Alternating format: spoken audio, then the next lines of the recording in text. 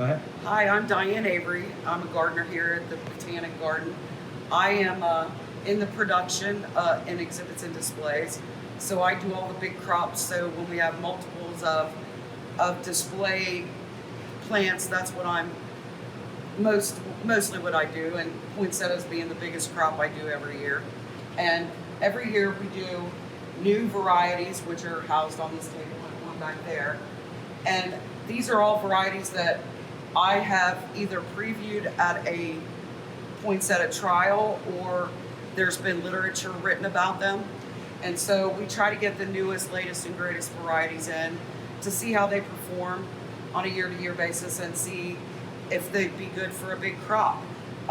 This particular plant was a new introduction 2 years ago, and because of the way it performs and the beautiful color, we decided to use this in a major part of our display this year. So we start in July bringing in the plugs. We have one shipment of the varieties that take the longest to propagate. Oh, and this variety is called Golden Glow. So that was a new one a couple years ago. Typically the ones that take the longest are the ones we use on our baskets. And they're the variety that we typically use is in the Prestige series. This one's Prestige Maroon this year.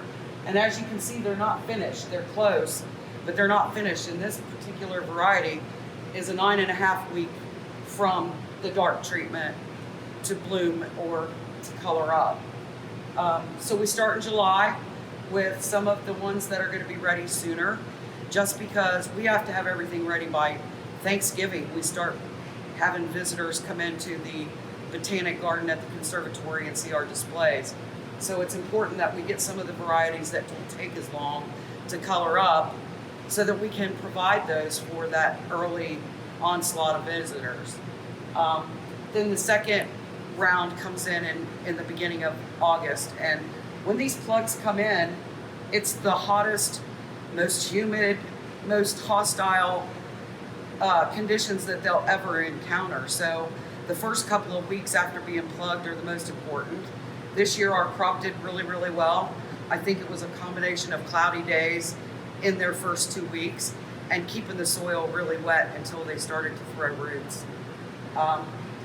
We did mostly burgundies, peach, and gold for our theme this year, and then in our south transition is where we put all the new varieties. So we have all colors and a lot of different marble types and specialty ones that are green and yellow and all of the latest and greatest of production breeding for poinsettia varieties.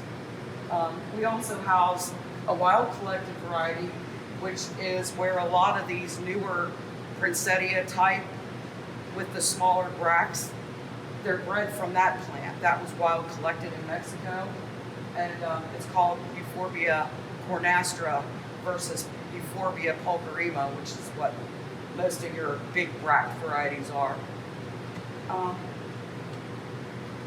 Everything is uniform this year. The crop turned out really well. When you look across the tables, you see really uniform. You don't see a lot of explosions and some that are really squat. They're pretty uniform this year, so pretty happy with the crop from this year.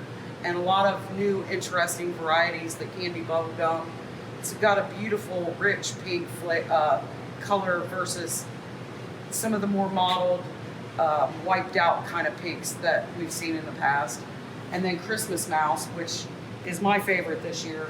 I was blown away by this variety at the trials last year because of the shape of the leaves and the bracts being round versus the lancet or the pointy arrow type bracts.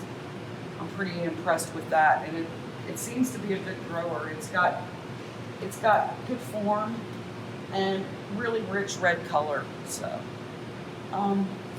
thanks for stopping into the Poinsettia House today, and hope to see you soon.